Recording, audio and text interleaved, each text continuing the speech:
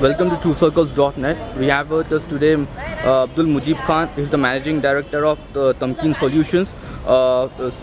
So what was the idea behind evolving with Tamkeen Solution to make it an empowerment tool in this Qurbani season? Assalamu alaikum warahmatullahi wabarakatuh.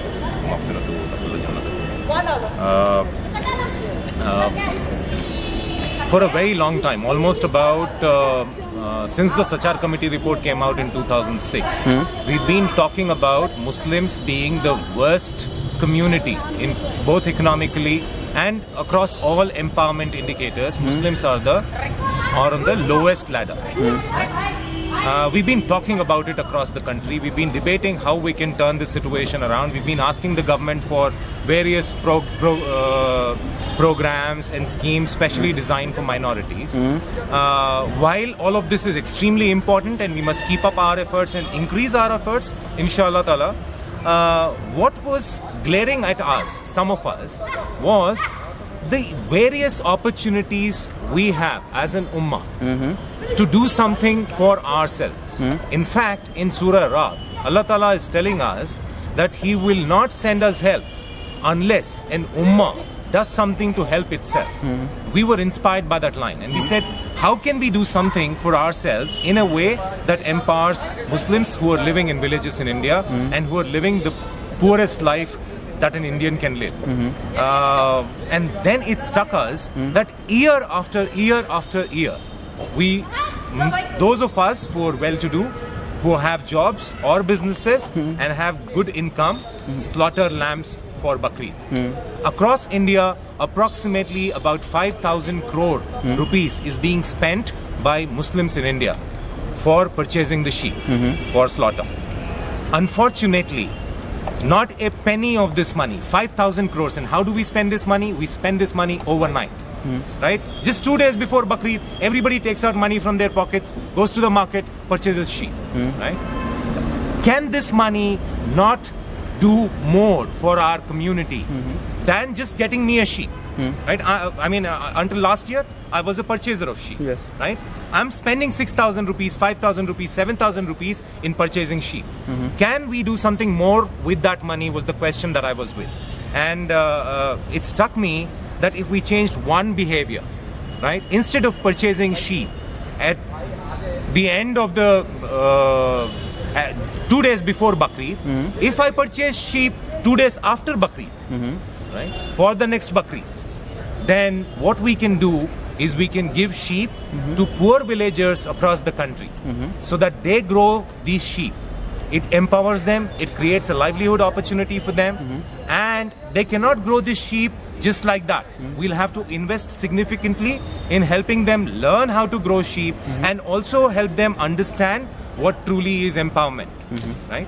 When we do these kind of efforts, communities can be uplifted. And we decided that we will leverage this opportunity. We are all professionals basically. I run an NGO, apart from which I consult with McKinsey as a leadership development facilitator. My partner, Alhamdulillah, is a professional again. He was with multinational companies as a marketing executive and he decided to quit his job and he decided to become an entrepreneur. We joined hands together. What we are looking at doing is offering services to the ummah, well-to-do people who purchase sheep. If they come to us and instead of coming to us 2 days before Bakreid, if they come to us 2 days after Bakreid, together we could change the fortunes of Muslims in India. And not just Muslims, even Dalits, even other marginalized communities can be supported through this initiative. How exactly you are planning to change the, bring empowerment among Dalits and Muslim community? So I'm saying, let our sheep be grown by those who are below poverty line, right? But this sheep is a responsibility. Yes. It's not a freebie. It's not a free gift. Go do anything with it. It's a responsibility. It is somebody else's property, right? It belongs to the customers of Tamkeen. So what we do is we place two important conditions before families before giving them sheep to grow. The first condition is they should learn to work in groups. If they come together as a group of 10 families, right? That's the first condition. Second condition, they have to commit to being a part of our learning system, which comprises of 5 pillars. The first pillar is values or iman. If you're a Muslim, we're talking about iman. So do your salat, learn Quran, understand what Allah Ta'ala is telling us. If you're a non-Muslim, you're a Dalit, you're a scheduled caste, and you are poor, you would like to benefit from this scheme, develop values, because you're taking care of somebody else's property, right? Second is self, right? How can I be an instrument of change in my family and in my community? Third is we work in a group. We live in a group in a family, and we work in a group of 10 families. What are the principles of successfully working together? That's the third pillar. Fourth pillar, we live in a village, we live in a community. What can we do together to develop our own community? And fifth, we are growing sheep. What kind of care do sheep require? How do you grow sheep in a way that serves our customers well?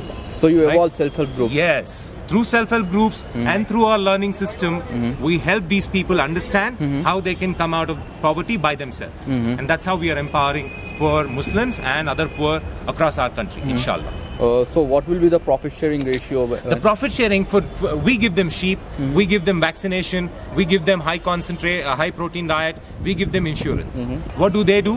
In return, they have to do 2 things. One, they have to provide a roof over the head of these animals. 2, they have to graze these animals. For doing this effort, we share 40% profit with people who are below poverty line. And then we set aside 20% of our profit for investing in education for the children of these communities. So altogether, about 60% of our profits are set aside for investment in communities who are not well to do.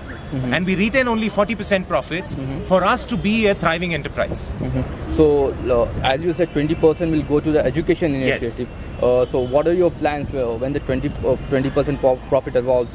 How you are going to plan to We are going to start schools which will offer blended education. What does blended education mean? There will be again 3 pillars there. First is the pillar of values. Second is the pillar of mainstream education, whatever, SSC, ICSC, etc. Third, vocational training. We will offer in our schools blended education for children of these community members without charging them a fee. This education is being offered to these children as a gift. So as you have mentioned that you guys were just professionals who came together to form Tamkeen. So gives a little bit of details regarding your shareholders. Who are they and what was their background before forming this organization? The shareholders are primarily 3 right now. First is my father, who is a retired director in animal husbandry. So he has vast experience in livestock.